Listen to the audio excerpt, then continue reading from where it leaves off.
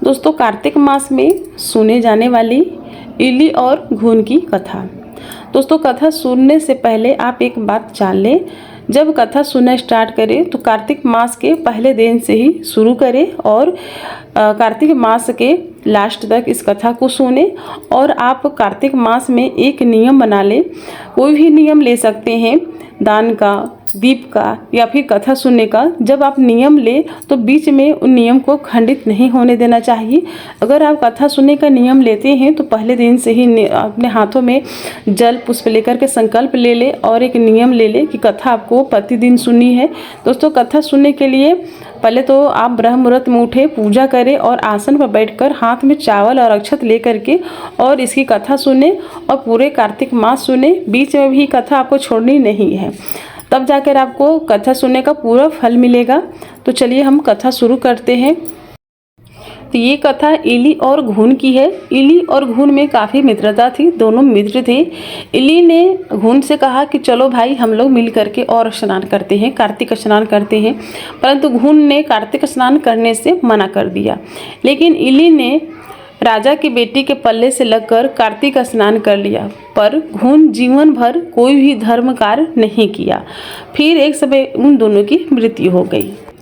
मृत्यु के बाद अगले जन्म कार्तिक स्नान के प्रभाव से इल्ली को अगले जन्म में राजा के बेटी के रूप में जन्म लिया। परंतु घुन ने कोई भी धर्म वाला कार्य नहीं किया था, वह अधर्मी था। अधर्मी होने की वजह से घुन गधा बना।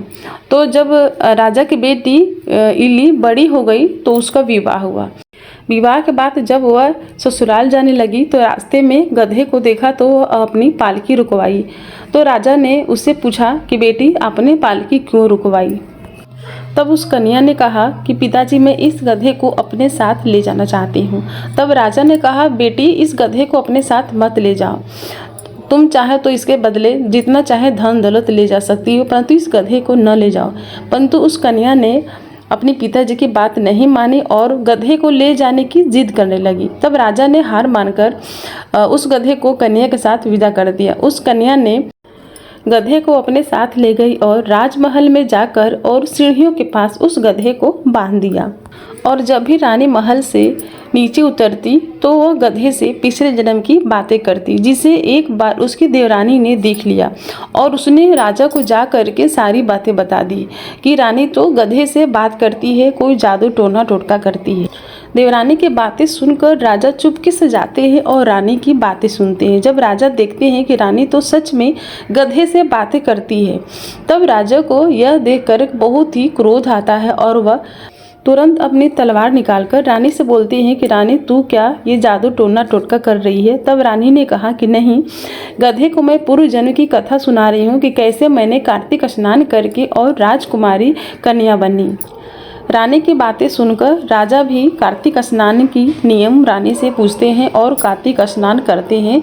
और कार्तिक स्नान करने से राजा का राजमहल धन धान्य से भर जाता है। और जब वे कार्तिक स्नान करते हैं तो कार्तिक का पानी लेकर के गधे के ऊपर डालते हैं तो गधे को भी मोक्ष प्राप्त हो जाता है। तो दोस्तों, इस तरह से हमें प्रतिदिन कार्तिक स्नान करना चाहिए और स्नान करने के बाद पूजा करनी चाहिए। पूजा करने के बाद आसन पर बैठ कर के और हमें इली और घुन की कथा सुननी चाहिए और कथा सुनने के बाद भगवान की आरती करनी चाहिए। पूजा में रह गई कमियों के लिए क्षमा याचना मांगनी चाहिए। और जब आप कथा सुने तो इस कथा को कार्तिक मास के पूरे महीने में सुने, बीच में कभी भी इसे छोड़े ना। तो दोस्तों, अगर आपको वीडियो पसंद आई होगी तो लाइक कीजिएगा, चैनल पर नए हैं चैनल को सब्सक्राइब कर लीजिएगा, वीडियो को ज़्यादा से ज़्यादा फ्रेंड एंड फैमिली के साथ शेयर कीजिएगा। फिर मिलेंगे नए वीडियो के साथ, तब तक हरे कृष्णा, राधे राधे।